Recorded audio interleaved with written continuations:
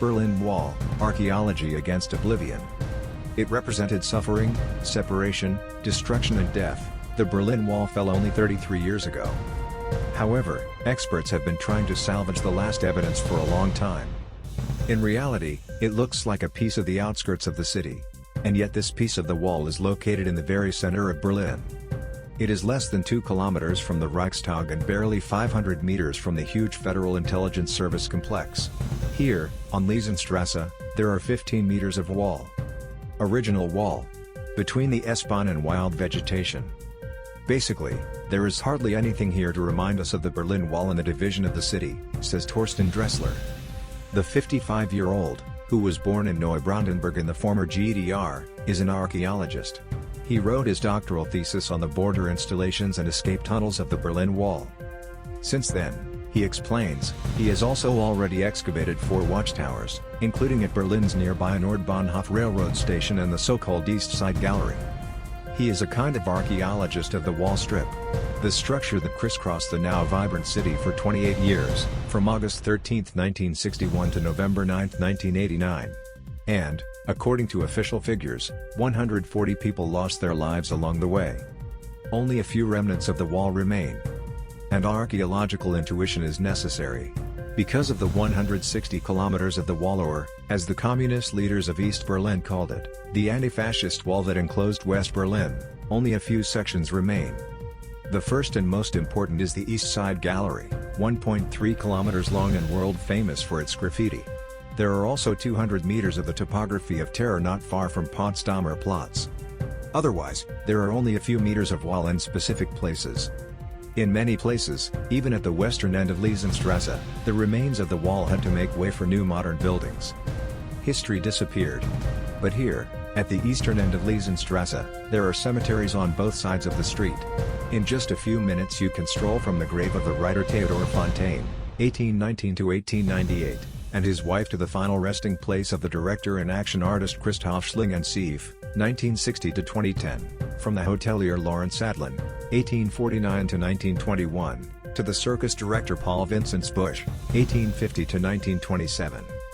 The areas south of the cobblestone-paved Liesenstrasse belong to East Berlin, including the cemetery areas. The GDR rulers crushed hundreds of graves shortly after the wall was built. Only a few are still remembered today. When the wall was built, the graves, the 2 largest of the 6 sections of the cemetery, were demolished.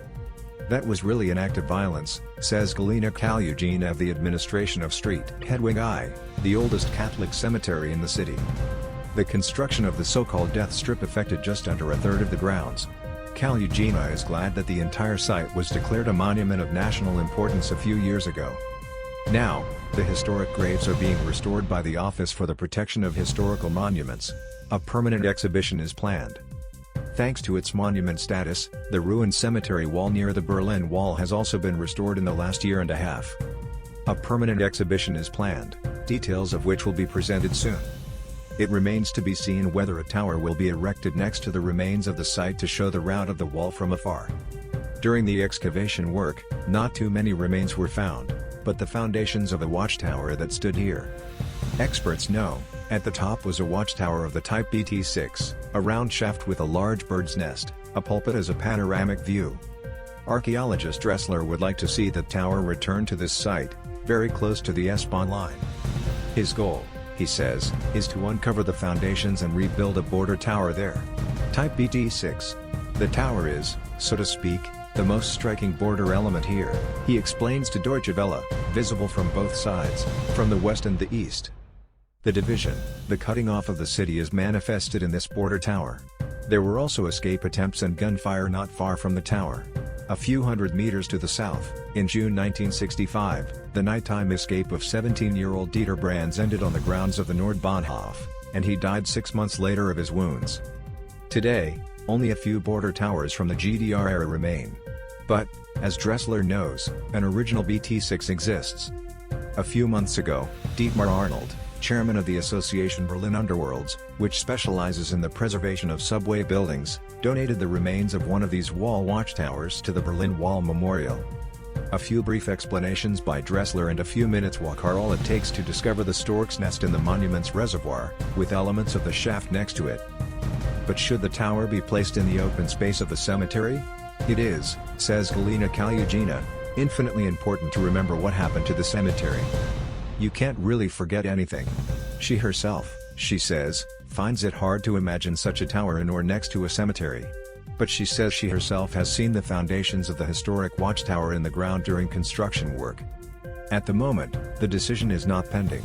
On the one hand, the lower part of the tower, which is in the Berlin Wall Memorial Repository, is badly damaged. It was probably originally located in a military training area and was once hit by a tank there, as Cornelia Thiele, the curator of the memorial's collection, recounts.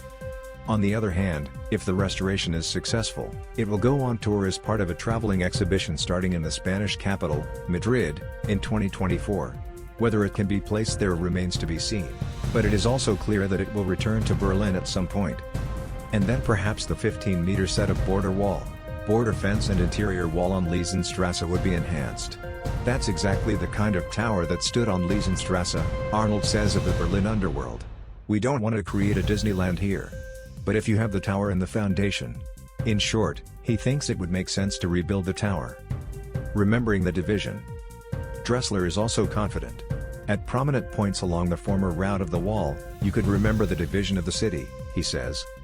The memorial site on Bernauer Strasse, a good kilometer south of Liesenstrasse, is a good example of this. Year after year, it attracts several 100,000 visitors. But it could also be successful here, on the edge of Street Hadwig's cemetery. In reality, he says, archaeology is associated with much older times for which there are no written records or contemporary witnesses. The exciting thing about this modern archaeology is that you have to work with different sources and overlap them. For him, this is also archaeology against oblivion. 33 years later, after the fall of the wall,